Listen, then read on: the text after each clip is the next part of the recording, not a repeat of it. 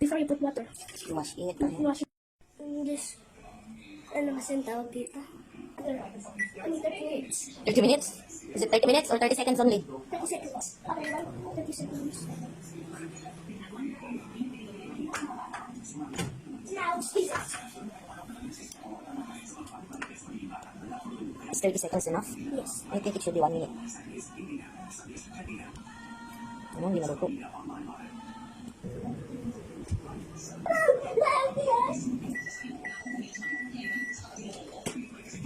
Kakap-tap pala naman pala.